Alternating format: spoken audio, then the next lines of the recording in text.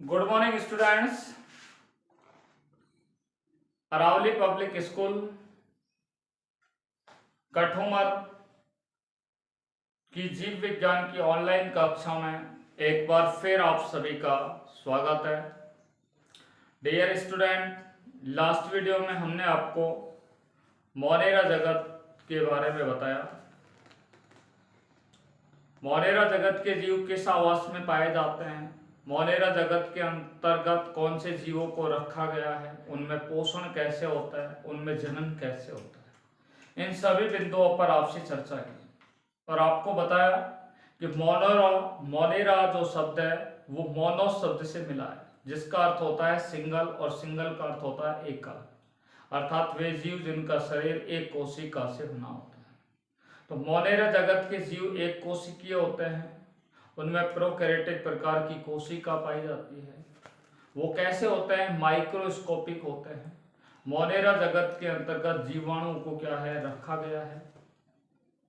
Monera जगत के अंदर क्या है कि जितने भी जीव जो पाए जाते हैं वो सभी प्रकार के आवासों के अंदर क्या है पाए जाते हैं।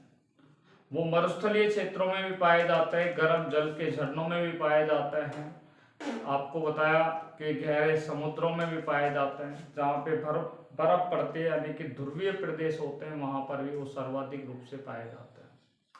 मोनेरा जगत के जो जीव होते हैं वो पोषण की दृष्टि से स्वपोषी भी होते हैं, परपोषी भी होते हैं, सहजीवी भी होते हैं। ठीक है, देखिए मोनेरा जगत के जीवों में मैंने आपसे बात की थी कि आकार के आधार पर, ठीक है, जीवाणुओं को मुख्य रूप से 4 भागों में बांटा गया है। नंबर 1 कोकस, नंबर 2 बैसिलस, नंबर 3 विब्रियम और नंबर 4 होता है स्पाइरिलम। ये 4 भागों में क्या है जीवाणुओं को बांटा गया है। किस आधार पर बांटा गया है? आकार के आधार पर। इसके बाद मैंने आपको बताया सामान्यतः जीवाणुओं को 2 भागों में बांटा गया है, एक आद्य जीवाणु होते हैं और दूसरे कौन से जीवाणु होते हैं? यूबैक्टीरिया जीवाणु होते हैं। देखिए आद्य प्रकार के जो जीवाणु होते हैं वो किस प्रकार के होते हैं? आद्य प्रकार के जीवाणु होते हैं वो प्रतिकूल परिस्थितियों में पाए जाते हैं। कौन सी परिस्थितियों में पाए जाते हैं? प्रतिकूल परिस्थितियों के अंदर क्या है पाए जाते हैं। अनफेवरेबल कंडीशन, जहाँ पे ऑक्सीजन का अभाव होता है उन क्षेत्रों में पाए जाते हैं। जहाँ पर मृदा कैसी होती है, लवणीय होती है या अम्लीय होती है, तो उन क्षेत्रों में क्या है ये मोनेरा जगत के यानी कि खासतौर से आद्य जीवाणु वहां पर पाए जाते हैं। या जहाँ पर बहुत अधिक बर्फ पड़ती है अर्थात जो ध्रुवीय प्रदेश होते हैं वहां पर सर्वाधिक रूप से आद्य प्रकार के जीवाणु पाए जाते हैं।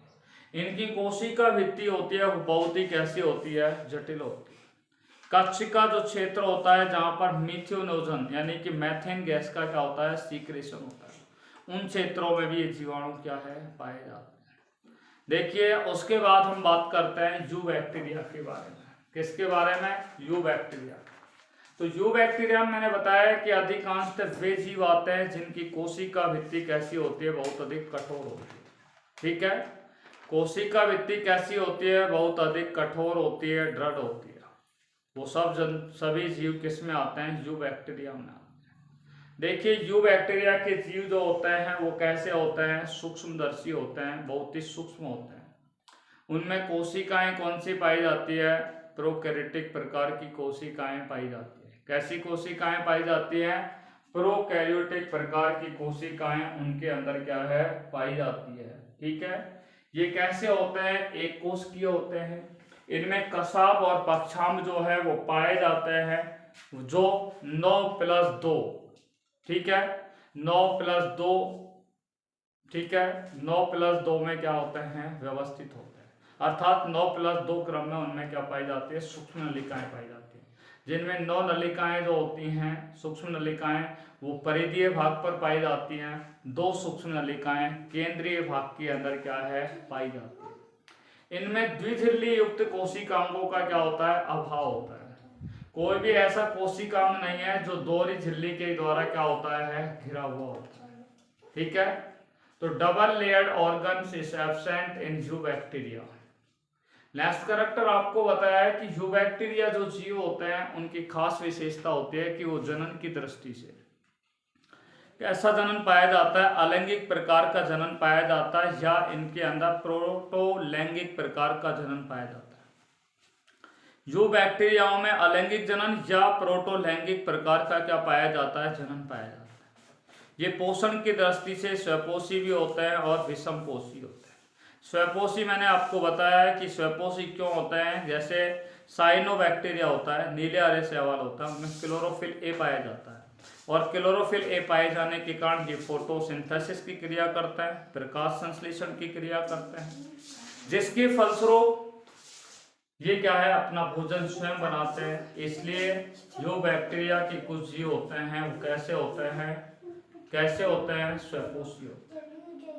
जैसे आपको बताया नॉन स्टॉक और शैवाल जो होते हैं उनकी कोशिकाओं के अंदर हेटेरोसिस्ट पाई जाती है जो नाइट्रोजन स्थिरीकरण करने में सहायक होता है। उसके बाद मैंने आपको माइकोप्लाज्मा के बारे में बताया। माइकोप्लाज्मा जो होती है वो सबसे छोटी जीवित कोशिका होती है। Mycoplasma is the smallest living cell. ठीक है, mycoplasma is the smallest living cell, सबसे क्या होती है? जीवित कोशिका होती है। ठीक है, और ये जो जीव होते हैं वो ऑक्सीजन के अभाव में क्या है? जीवित रहते हैं। बिना ऑक्सीजन के क्या है? ये जीवित रहते हैं। ठीक है, देखिए माइकोप्लाज्मा जो होता है वो जीवों के अंदर क्या है? पादपों में या जंतुओं में रोग उत्पन्न करने का क्या करते हैं? कार्य करते हैं। डियर स्टूडेंट, ये लास्ट वीडियो में हमने आपसे चर्चा की। आज जो हम आपसे चर्चा करने जा रहे हैं वो हमारा आज का नेक्स्ट टॉपिक है। बात करते हैं, आइए। Subject biology, class 11th, lesson number 2 हमारा चल रहा है, जिसका नाम है क्लासिफिकेशन ऑफ एनिमल किंगडम। और आज का हमारा जो टॉपिक है वो हम बात करेंगे प्रोटिस्टा जगत के बारे में। कौन से जगत के बारे में? प्रोटिस्टा जगत के बारे में हम आपसे बात करने जा रहे हैं, प्रोटिस्टा किंगडम। देखिए बात करते हैं प्रोटिस्टा किंगडम क्या है। ठीक है, आपको मालूम है कि पंच जगत वर्गीकरण पद्धति को RH विटेकर ने 5 भागों में बांटा। Number 1 protista Monera, number 2 protista, number 3 Plantae, number 4 fungi और नंबर 5 एनिमल। तो आज जो हम बात करने जा रहे हैं वो नेक्स्ट बिंदु पर बात कर रहे हैं और वो है हमारा प्रोटिस्टा के बारे में। देखिए प्रोटिस्टा क्या है, बात करते हैं प्रोटिस्टा के बारे में। प्रोटिस्टा के बारे में बात करते हैं।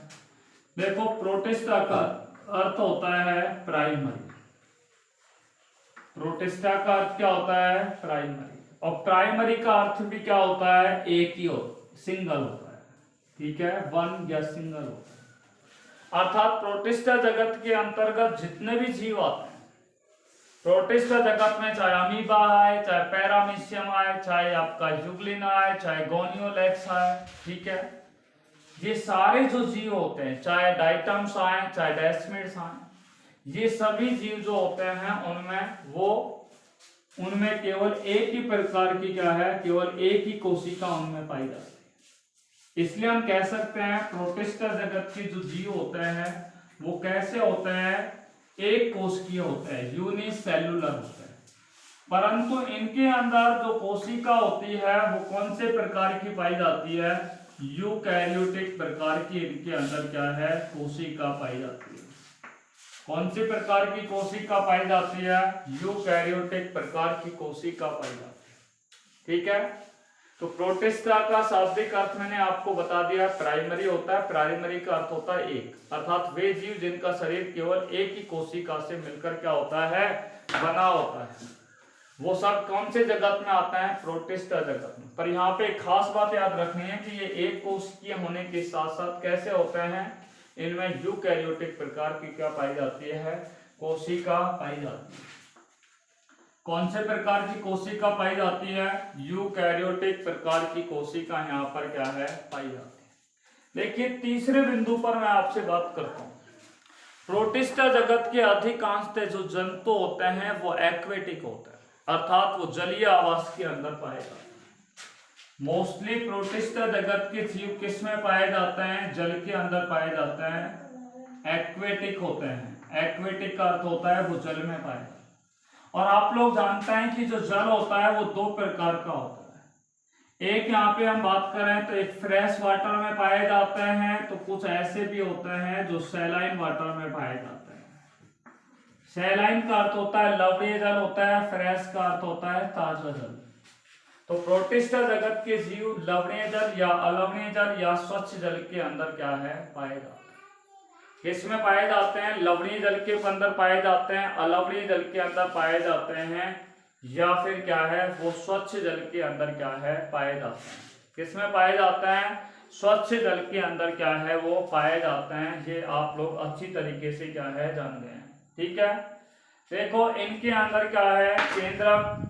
इनकी जो कोशिकाएं होती हैं उनमें केंद्रक पाया जाता है। और क्या है? दो केंद्रक के अलावा डबल लेयर्ड कोशिकांग पाए जाते हैं, यानी कि द्विझिल्ली युक्त क्या पाए जाते हैं? कोशिकांग पाए जाते हैं। केंद्रक तो पाया ही जाता है, केंद्रक के साथ क्या पाए जाते हैं? द्विझिल्ली युक्त क्या पाए जाते हैं? कोशिकांग यहाँ पे पाए जाते हैं। द्विझिल्ली युक्त क्या पाए जाते हैं? कोशिकांग पाए जाते हैं। देखो प्रोटिस्टा जगत के जो जीव होते हैं उनमें अगर जनन के बारे में बात कर रहे हैं तो प्रोटिस्टा जगत के जो जीव होते हैं उनमें लैंगिक जनन भी पाया जाता है और उनमें अलैंगिक जनन भी पाया जाता है। ठीक है, तो प्रोटिस्ट जगत के जीवों में सेक्सुअल और एसेक्सुअल दोनों ही प्रकार का जनन क्या है उनके अंदर पाया जाता है। लैंगिक जनन भी पाया जाता है और अलैंगिक जनन भी क्या है उनके अंदर पाया जाता है। अब बात करते हैं प्रोटिस्ट जगत के जीवों में पोषण के बारे में बात करते हैं। देखिए कुछ जीव ऐसे होते हैं जिनके अंदर क्या है? क्लोरोफिल पाया जाता है, और जिनमें क्लोरोफिल पाया जाता है वो पोषण की दृष्टि से कैसे होते हैं? स्वपोषी होते हैं। कैसे होते हैं? स्वपोषी होते हैं। तो प्रोटिस्ट जगत के कुछ जीव कैसे होते हैं? ऑटोट्रॉफ्स होते हैं, स्वपोषी होते हैं। ठीक है, अब स्वपोषी की तो हमने बात मान ली यहाँ पे कि वो कैसे होते हैं? स्वपोषी होते हैं। कौन? प्रोटिस्ट जगत के जीव। ठीक है, प्रोटिस्ट जगत के जीव कैसे होते हैं? स्वपोषी होते हैं। एक बात आपको क्लियरली समझ आ जाना चाहिए। देखिए अब यहाँ पे एक बात और मैं आपको बता देता हूँ, जैसे एग्जांपल बता रहा हूँ, फाइटोप्लैंक्टन। ठीक है, जिनको बोलते हैं वनस्पति प्लावक। ठीक है, तो वो तो क्या होते हैं? फाइटोप्लैंक्टन होते हैं, वो स्वपोषी होते हैं। परंतु कुछ ऐसे होते हैं जिनमें क्लोरोफिल नहीं पाया जाता। जिनमें क्लोरोफिल नहीं पाया जाता वो कैसे होते हैं? परपोषी होते हैं। और जो परपोषी होते हैं उनका मैं आपको उदाहरण बता देता हूँ, जूप्लैंक्टन। जूप्लैंक्टन जिनको हम क्या बोलते हैं? प्राणी प्लवक के नाम से उन्हें जाना जाता है, जंतु प्लवक के नाम से जाना जाता है। प्राणी प्लवक और जंतु प्लवक अधिकांशतः कैसे होते हैं? प्रीडिकेटर होते हैं। प्रीडिकेटर का अर्थ है मोस्टली कैसे होता है? परभक्षी होता है। किस प्रकार के होता है? परभक्षी प्रकार के होते हैं। ठीक है, तो एक बार मैं आपको प्रोटिस्टा जगत के सामान्य करैक्टरों के बारे में बात कर रहा हूँ। प्रोटिस्टा का अर्थ होता है प्राइमरी। प्राइमरी का अर्थ होता है एक, और एक का अर्थ होता है कि वे जीव जिनका शरीर केवल एक कोशिका से बना होता है। परंतु इनमें कोशिका क्या पाई जाती है? यूकैरियोटिक प्रकार की कोशिका पाई जाती है। प्रोटिस्टा जगत के अधिकांश जीव कैसे होते हैं? जलीय होते हैं। या तो ताजे जल में पाए जाते हैं या लवणीय जल में पाए जाते हैं। केंद्रक जो होता है वो द्विझिल्ली युक्त होता है। जनन जो होता है वो लैंगिक प्रकार का भी पाया जाता है, अलैंगिक प्रकार का जनन भी पाया जाता है। वो स्वपोषी भी होते हैं पोषण की दृष्टि से, और कुछ ऐसे होते हैं जो पोषण की दृष्टि से कैसे होते हैं? परपोषी होते हैं। तो हमने यहाँ पर कई बिंदुओं पर आपसे बात कर लिया। देखिए प्रोटिस्टा जगत को हम कई भागों में बांटते हैं। ठीक है, सामान्यतः प्रोटिस्टा जगत को 5 भागों में क्या है? बांटा गया है। तो हम बात करते हैं protista kingdom is divided generally protista kingdom is divided in 5 parts. सामान्यतः प्रोटिस्टा जगत को किसमें बांटा गया है? 5 जगतों में बांटा गया है। कितने जगतों में बांटा गया है? 5 जगतों के अंदर उनको क्या है? बांटा गया है। ठीक है, तो देखिए कौन कौन से 5 जगत है जिन पर मैं आपसे चर्चा करने जा रहा हूं। तो प्रोटिस्ट जगत को कितने जगतों में बांटा गया है? 5 भागों में बांटा गया है। ठीक है, पहला है क्राइसोफाइटा। क्राइसोफाइटा,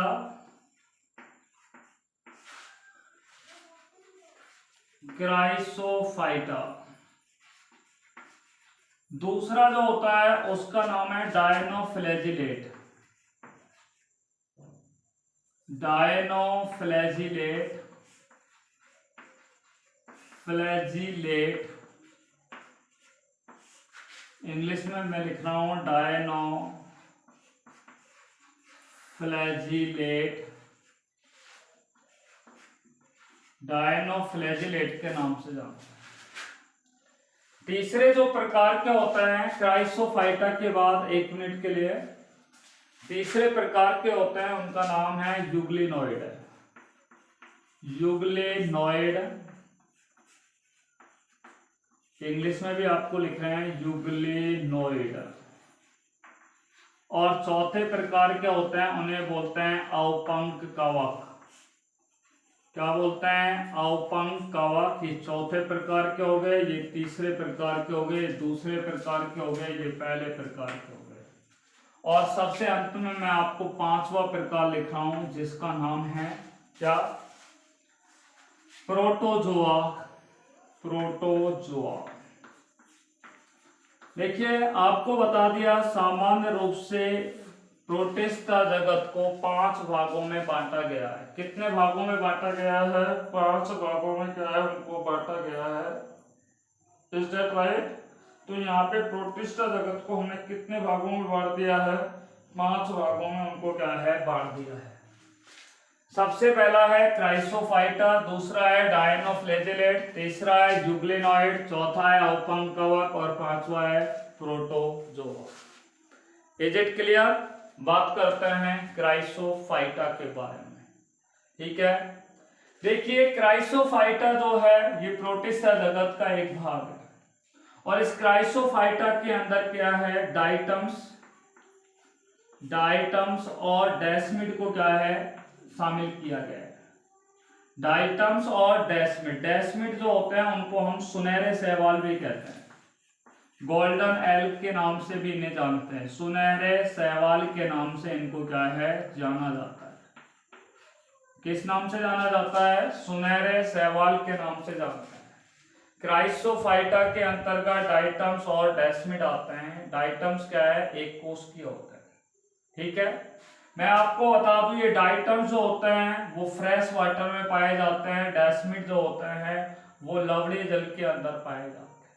यानी कि क्राइसोफाइटा वर्ग के जो जीव होते हैं वो भी जलीय होते हैं, जो कुछ ताजे जल के अंदर पाए जाते हैं, कुछ फ्रेश वाटर के अंदर पाए जाते हैं, तो कुछ किसके अंदर पाए जाते हैं? सैलाइन वाटर के अंदर पाए जाते हैं, समुद्री जल के अंदर पाए जाते हैं, लवणीय जल के अंदर क्या है? पाए जाते हैं। ठीक है, देखिए बात करता है डाइटम्स के बारे में। ठीक है, देखिए डाइटम्स जो होते हैं इनकी जो संरचना होती है, इनकी कोशिका भित्ति होती है वो किसके समान होती है? साबुनदानी के समान होती है। देखिए इनकी कोशिका भित्ति आप देख रहे हैं इस तरीके से साबुनदानी के आकार की होती है। ठीक है, कैसी होती है? साबुनदानी के आकार की होती है, इस तरीके से, इस तरीके से साबुनदानी के आकार की होती है। ठीक है, डाइटम जो होता है उनका आकार कैसा होता है? साबुनदानी के आकार का होता है। Is it clear? और आपको मैं बता दूं इस साबुनदानी के अंदर जो कोशिका भित्ति होती है उसमें मृदा के कण जो होते हैं वो क्या होते हैं? जमा होते हैं। कैसे होते हैं? कि ये डाइटम जो होते हैं वो जल की धारा के अंदर क्या है? बहते रहते हैं। और उस जल की धारा में जब ये बहते हैं निश्चित रूप से, निश्चित का अर्थ होता है फ्री, फ्री का मतलब होता है स्वतंत्र रूप से, तो जल की धारा में स्वतंत्र रूप से क्या है? जब गति करते हैं, मूवमेंट करते हैं, तो इनके अंदर क्या है? जो मिट्टी के कण होते हैं, मिट्टी के जो पार्टिकल्स होते हैं वो इनकी कोशिका भित्ति के अंदर क्या हो जाते हैं? जमा हो जाते हैं, जिसके कारण ये डाइटम्स क्या है? लंबे समय तक क्या है? जीवित रहते हैं। और इनकी कोशिका भित्ति के अंदर डाइटम जमा होने के कारण ये क्या नहीं होते हैं? नष्ट नहीं होते। क्या नहीं होते हैं, नष्ट नहीं होते हैं। और इन डाइटम्स के अंदर करोड़ों वर्षों के अंदर, इन डाइटम्स के अंदर क्या होता है, करोड़ों वर्षों के अंदर, ठीक है, समुद्री मिट्टी के जो पार्टिकल्स होते हैं, मिट्टी के जो कण होते हैं, वो उनकी कोशिका भित्ति में क्या हो जाते हैं, जमा हो जाते हैं। जब ये नष्ट हो जाते हैं तो इनकी कोशिका भित्ति से जो कणिकीय मृदा निकलती है, इन डाइटम्स की कोशिका भित्ति से कौन सी मिट्टी निकलती है, कणिकीय मृदा निकलती है। उस कणिकीय मृदा का उपयोग किस में किया जाता है, उस कणिकीय मृदा जो होती है उसका यूज किस किस में किया जाता है, तो उसका यूज एक तो किस में किया जाता है, पॉलिश बनाने में किया जाता है। हमारी जो शू पॉलिश होती है, जूतों की पॉलिश होती है, वो पॉलिश बनाने के लिए काम में ली जाती है। दूसरा आपको बता दूं, इस डाइटमी, इस मृदा में, ठीक है, डाइटमों से प्राप्त होने वाली जो मृदा होती है उसे डाइटमी मृदा कहते हैं। और ये डाइटमी जो मृदा है उसके बारे में बता रहा हूं, इस डाइटमी मृदा का यूज किस में किया जाता है, एक तो पॉलिश में किया जाता है, दूसरा है जो हमारे तेल होते हैं उनके फिल्ट्रेशन में इनका यूज किया जाता है। तेल के फिल्ट्रेशन में क्या किया जाता है, इनका यूज किया जाता है, तेलों के निस्पंदन में किया जाता है।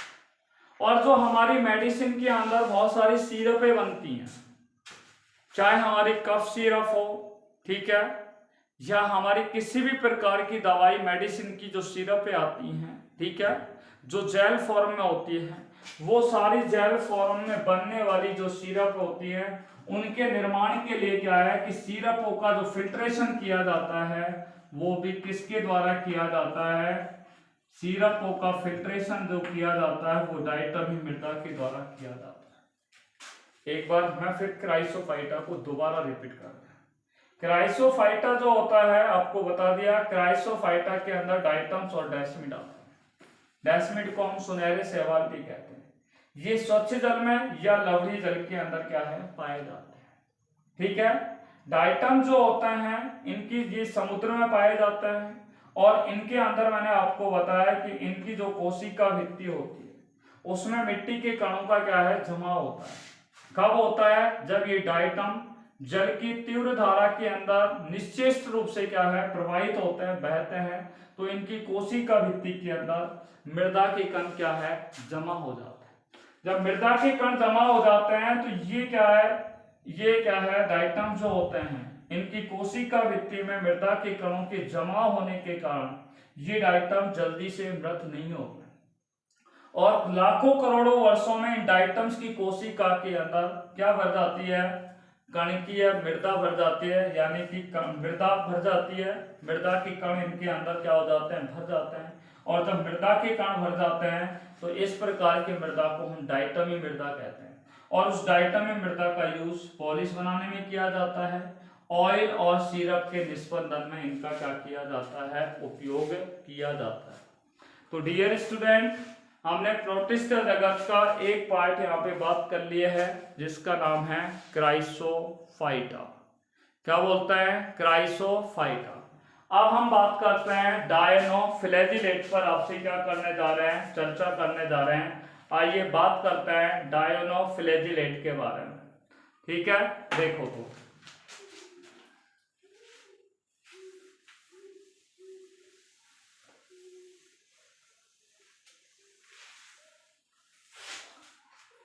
दूसरा बिंदु आपको यहाँ पे लिखा है डायनोफ्लैजिलेट, ठीक है। डायनोफ्लैजिलेट के अंदर क्या है, बहुत सारे ऐसे जीवधारी होते हैं जो कहां पर पाए जाते हैं, समुद्र में पाए जाते हैं। तो डायनोफ्लैजिलेट जो प्रोटिस्टा होता है ये कहां पर पाए जाते हैं, समुद्रवासी होते हैं, यानी कि सैलाइन वाटर के अंदर क्या है, ये पाए जाते हैं। कौन से जल के अंदर पाए जाते हैं, सैलाइन वाटर के अंदर पाए जाते हैं। तो डायनोफ्लैजिलेट के जितने भी जीव होते हैं वो समुद्र के अंदर पाए जाते हैं, समुद्रवासी होते हैं, ठीक है। और इन जीवों के अंदर एक खास बात क्या है कि इनमें लाल है, हरे हैं, पीले हैं, नीले रंग के क्या पाए जाते हैं, वर्णक पाए जाते हैं। लाल रंग का वर्णक पाया जाता है, हरे रंग का वर्णक पाया जाता है, पीले रंग के क्या है इनके अंदर पाए जाते हैं, बैंगनी रंग के क्या पाए जाते हैं, वर्णक पाए जाते हैं। ये रंग के वर्णक इन जीवों के अंदर क्या है, पाए जाते हैं। और ये वर्णक पाए जाने के कारण डायनोफ्लैजिलेट वर्ग के जो अधिकांशतः जीव होते हैं, ठीक है।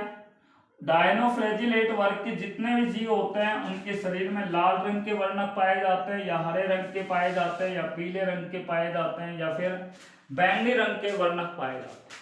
और ये वर्णक उन जीवों के शरीर में पाए जाने के कारण, ध्यान से सुनना है, ये जीव क्या करते हैं, प्रकाश संश्लेषण की क्रिया में भाग लेते हैं, और प्रकाश फोटोसिंथेसिस की क्रिया में क्या लेते हैं, भाग लेते हैं। और जब ये प्रकाश संश्लेषण की क्रिया कर लेते हैं तो ये अपना भोजन क्या बनाते हैं, स्वयं बनाते हैं।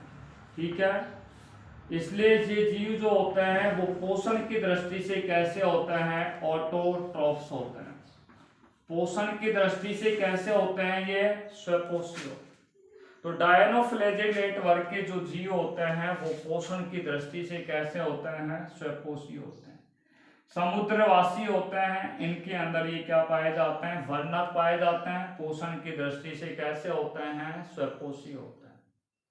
देखिए दूसरे खास महत्वपूर्ण बातें मैं आपसे कर रहा हूं कि डायनोफ्लैजिलेट वर्ग के जो जीव होते हैं, जैसे ये एक डायनोफ्लैजिलेट वर्ग का जीव है, उनके अंदर ये क्या पाया जाता है, कसाब पाया जाता है। एक कसाब तो कैसा पाया जाता है, लंबवत पाया जाता है, दूसरा कैसा पाया जाता है, अनुप्रस्थ पाया जाता है। इनमें कसाब पाए जाते हैं, किनमें, डायनोफ्लैजिलेट वर्ग के। डायनोफ्लैजिलेट में ये जो कसाब पाया जाता है वो एक लंबवत होगा, तो दूसरा कैसा होता है, अनुप्रस्थ रूप में क्या है, पाया जाता है। इनके चारों ओर क्या है, यहाँ पर जो कोशिका भित्ति होती है वो सेलुलोज की क्या पाई जाती है, पट्टियां पाई जाती है। और आपको बता दूं जहां से ये कसाब और निकलते हैं या पक्षाम निकलते हैं, वहां पर क्या है, सेलुलोज की क्या है, पट्टियों के मध्य, यानी कि कसाबों के मध्य सेलुलोज की पट्टियां क्या है, पाई जाती है। किसकी पट्टियां पाई जाती है, सेलुलोज की पट्टियां पाई जाती है। तो कसाब जो पाए जाते हैं या पक्षाम पाए जाते हैं वो एक कैसा कसाब होता है, लंबवत होता है, तो दूसरा कैसा होता है, अनुप्रस्थ प्रकार का होता है। बात समझ में आ गई। इनमें कसाब और जो पक्षाम होते हैं वो 9+2 सूक्ष्म नलिका के रूप में क्या होते हैं, व्यवस्थित होते हैं। 9 में आपको पहले बता दिया है कि इनके अंदर 9 सूक्ष्म नलिकाएं जो होती हैं वो परिधीय भाग पर पाई जाती है, और 2 सूक्ष्म नलिकाएं जो होती हैं वो केंद्रीय भाग में पाई जाती है। ये आपको पता लग गया डायनोफ्लैजिलेट वर्ग के जो जीव होते हैं। इसलिए हम कह सकते हैं कि डायनोफ्लैजिलेट वर्ग के अधिकांश जो जीव होते हैं, ठीक है, डायनोफ्लैजिलेट वर्ग के जो अधिकांश जो जीव होते हैं वो मोस्टली स्वपोषी होते हैं। कुछ ही जीव कैसे होते हैं, परपोषी होते हैं। खास तौर से लाल रंग वाले या लाल वर्णक वाले जो जीवधारी होते हैं, उन लाल रंग के वर्णक वाले जीवधारियों की संख्या कैसी होती है, समुद्र में अधिक होती है। जब उनकी संख्या अधिक होती है तो उन जीवों के मध्य क्या होता है, विस्फोट होता है, अर्थात वो जीव आपस में टकराते हैं, और टकराने पर समुद्र का जल कैसा होता है, लाल हो जाता है। और समुद्र का जल लाल हो जाता है, ठीक है, तो उसे लाल रेड टाइड के नाम से उसे जाना जाता है, या उसे लाल विस्फोट के नाम से जाना जाता है। ठीक है। और आपको बता दूं वो लाल रंग का वर्णक जब पानी में घुल जाता है तो अनेक जो जीव पानी के अंदर पाए जाते हैं वो कैसे हो जाते हैं, वो विष के कारण कैसे हो जाते हैं, मृत हो जाते हैं। तो ये हमने बात कर ली आपको डायनोफ्लैजिलेट के बारे में। इसका एक एग्जांपल मैंने आपको पहले बताया, गोनियोलैक्स। कौन सा है, गोनियोलैक्स। तो डायनोफ्लैजिलेट को एक बार मैं डिस्क्राइब और कर रहा हूं। समुद्र में पाए जाते हैं, लाल, हरे, पीले, नीले, बैंगनी रंग के इनमें क्या पाए जाते हैं, वर्णक पाए जाते हैं। ये वर्णक पाए जाने के कारण ये प्रकाश संश्लेषण की क्रिया करते हैं, भोजन अपना क्या बनाते हैं, स्वयं बनाते हैं। इनमें कसाब पाए जाते हैं। कसाब जो होता है एक लंबवत होता है, तो दूसरा कैसा होता है, अनुप्रस्थ होता है। कसाब जो होते हैं उसमें कसाब जो है वो 9+2 सूक्ष्म नलिकाओं के रूप में क्या होते हैं, व्यवस्थित होते हैं। जब लाल रंग के शैवाल, लाल रंग के जो डायनोफ्लैजिलेट होते हैं, ठीक है, या लाल रंग वाले जो वर्णक होते हैं, ठीक है, इनकी संख्या जब समुद्र में अधिक हो जाती है तो इन जीवों के अंदर क्या है, विस्फोट होता है, और विस्फोट होने पर समुद्र का रंग कैसा हो जाता है, लाल हो जाता है। और लाल होने के कारण समुद्र का पानी कैसा हो जाता है, विषयुक्त हो जाता है, और विषयुक्त होने के कारण वो समुद्र में पाए जाने वाले जो अन्य जीवधारी होते हैं वो अन्य जीवधारी क्या है उस विष को जब ग्रहण कर लेते हैं तो अनेक जो जीव होते हैं उनकी क्या हो जाती है, मृत्यु हो जाती है। तो वो सारे किसके अंदर आते हैं, डायनोफ्लैजिलेट के अंतर्गत आते हैं। किसके अंतर्गत आते हैं, डायनोफ्लैजिलेट के अंतर्गत आते हैं। डियर स्टूडेंट, नेक्स्ट वीडियो में जो हम आपसे चर्चा करेंगे वो यूग्लिनॉइड, औपंप कवक और प्रोटोजोआ पर आपसे क्या करेंगे, चर्चा करेंगे। Till then, all of you take care by Corona. Be safe, be happy. Thanks very much.